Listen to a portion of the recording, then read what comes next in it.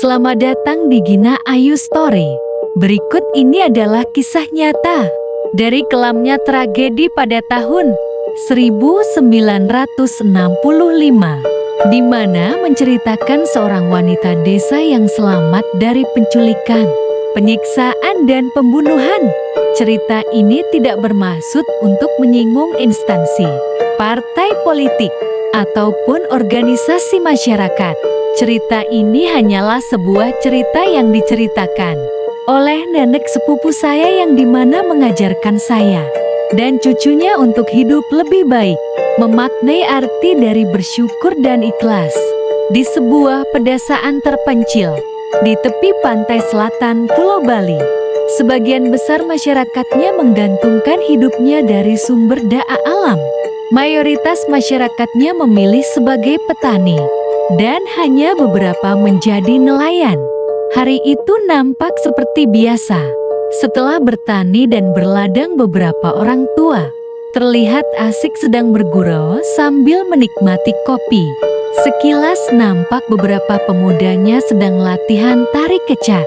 Desa itu walaupun terpencil tapi sangat terkenal akan seni budayanya melalui tarian kecaknya. Bahkan tari kecaknya pernah disaksikan oleh presiden kala waktu itu. Salah satu dari mereka, sebut saja namanya Sani, seorang gadis desa. Lemah lembut, tutur katanya halus mendayu. Suatu ketika Sani dan teman-temannya sedang mencuci pakaian di sungai. Airnya sangat jernih bening seperti kaca. Bahkan saking jernihnya, batu yang berada di dasar sungai masih bisa terlihat. Namun tidak berselang lama air yang jernih berganti dengan warna merah, dengan aroma amis yang menyengat. Sani dan temannya bergegas untuk pulang. Di setiap langkahnya ia memikirkan apa yang sebenarnya terjadi. Dengan rasa penuh kekhawatiran, ia melihat beberapa mobil lalu lalang. Tidak seperti biasanya jalan di desanya dilalui oleh iring-iringan mobil. Apalagi di antaranya itu mobil truk. Ini sangat-sangat tidak wajar, pikir Sani dalam kekhawatirannya. Desa yang awalnya sangat damai tentram kini mendadak berubah menjadi mencekam. Beberapa warga ditangkap dan dimasukkan ke dalam truk. Dan jika ada yang melawan akan dieksekusi di tempat.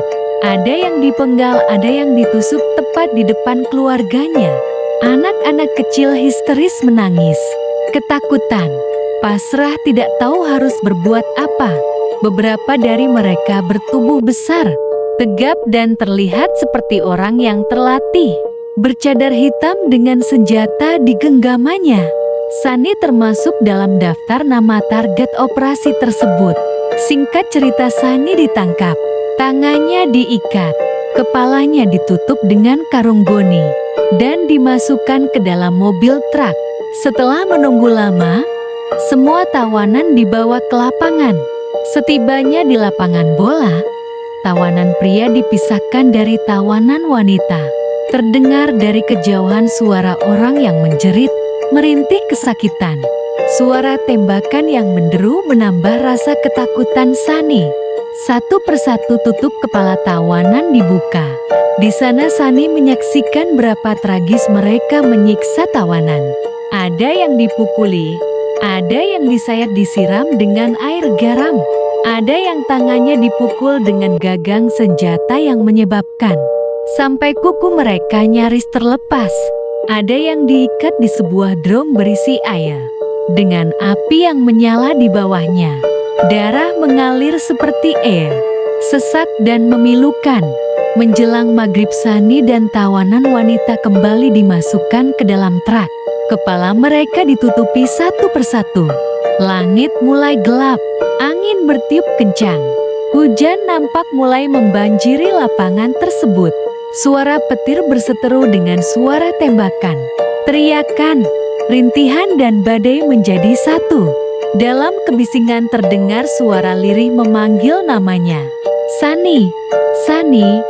Dalam kegelapan malam ia merasa seperti ada yang melepaskan ikatan tangannya.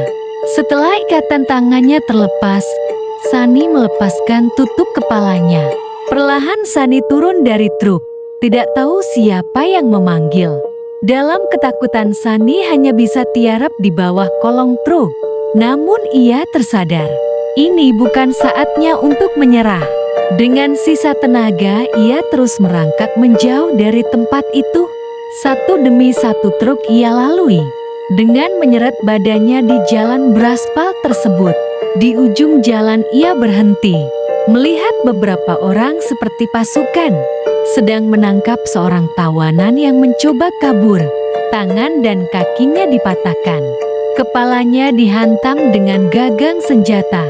Penuh dengan rasa ketakutan, Sani hanya bisa meringkuk di bawah kolong truk.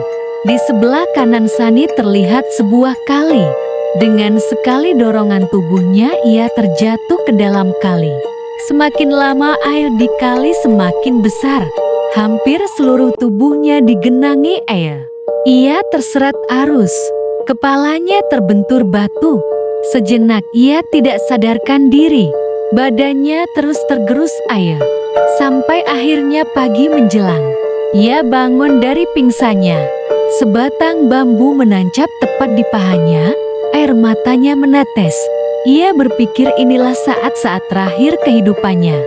Jangankan untuk berdiri, untuk berteriak sedikit pun ia tidak bisa. Dalam samar-samar pandangannya, ia melihat sosok pria setengah baya menghampirinya. Dengan hati-hati memangku dan mengangkatnya ke tepian sungai.